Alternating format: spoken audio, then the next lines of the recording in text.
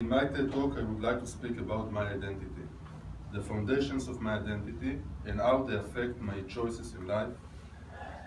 My identity is composed of three components: Israeli, Jewish, and universal. I'm going to demonstrate these three components in three layers: my background, my roots, and my doing. My background. First of all, I'm a human being. I arrived in the universe as any human being who got here, with the same exceptional abilities which differ us from other species, and also with the same limitations. I was born in New York to a Jewish modern Orthodox family. I was educated according to the Jewish law and values. When I was 2 years old, I moved to Israel. I'm a real Zionist. My parents came back from 7 years in the US. I grew up in Tel Aviv in a very Israeli atmosphere. I had a lovely childhood. I enjoyed the fabulous developing of Israel alongside its challenges. I was an 11-year-old child in the shelter when Saddam Hussein threw rockets at Tel Aviv. I studied in a religious high school which educated us to love the land and the country. I went to the Israeli army with high motivation. I served 5 years as an intelligence officer in the Special Operation Units of Intelligence Branch and also in the Mossad. I have an LLB and LLM in law from Bar Ilan and Israeli Modern Orthodox University, and I'm also a member of the Israeli Bar Association. My roots. All of my grandfather and grandmothers were born and raised in Poland. Some of my great-grandparents came from Germany. All of them were Orthodox Jews, living in Jewish communities, alongside full involvement in the general economic and social life in their country. All of them were Holocaust survivors. My grandmother, my mother's mother, was born and raised in Jarki. In 1942, when realizing the war situation, her father paid money to a non-Jewish Polish man in his village for hiding his family in his attic. My grandmother, who was 6 years old, and her two older brothers and their mother spent 22 months in the attic without going out. Meanwhile, their father walked around in the village and helped other cousins survive. He was caught by the Polish army. They tortured him to tell where his family was hidden.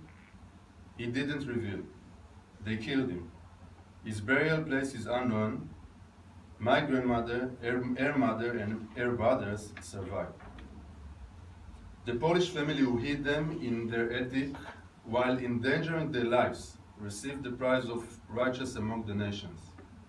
I was educated to remember that non-Jewish people took my innocent relatives' lives, just as other non-Jewish people saved my relatives' lives. After the war, in 1945, my grandmother, my mother's mother, went to Israel on her own. She was only 14 years old. She participated in the Declaration of Independence of the State of Israel in Tel Aviv in 1948. She was recruited to the first year in the Israeli army. In 1953, she gave birth to her first child, my mother. They called her Yafa after my maternal grandmother's aunt. Before the war broke out, that aunt, named Yafa, lived a pleasant life in Jarki. But in one moment, her life was overturned. She was banned from attending high school, she was marked by a yellow star, and enslaved by the living conditions in the ghetto. From the moment the war broke out, she stayed at her parents' side, caring for all their needs. Even on the train to Treblinka, she didn't leave them. This choice determined her fate. All her brothers survived the war, except her. She sacrificed her life for the sake of her parents. I've always wondered about the future that she could have had, the family she could have built. She was very wise. She would certainly have completed her studies, acquired an education, and achieved many things in the real world. On the other hand, my mother Yafa was lucky to grow up in Tel Aviv, the first vibrant and evolving Hebrew city. Her youth was peaceful and pleasant, like that of Yafa, her aunt. But thanks God, my mother's youth was not interrupted. No one forbade her to finish her high school studies, to build a family, to study at an Israeli university and obtain a PhD, to become an international law professor and to become the faculty dean. All this while Israeli academia was developing an unprecedented pace in global terms. I was taught to appreciate our free and good lives in Israel, and to remember that our grandparents hadn't experienced such a life, but much worse. Yafa, the young girl from Jarki, is always on my mind, a reminder of what was cut down and what must never happen again. 2 years ago, my mother was assigned to an official position in charge of the planning and budgeting of the higher education in Israel. She works day and night to maintain a flourishing and developing system of education in Israel, which enriches the whole universe.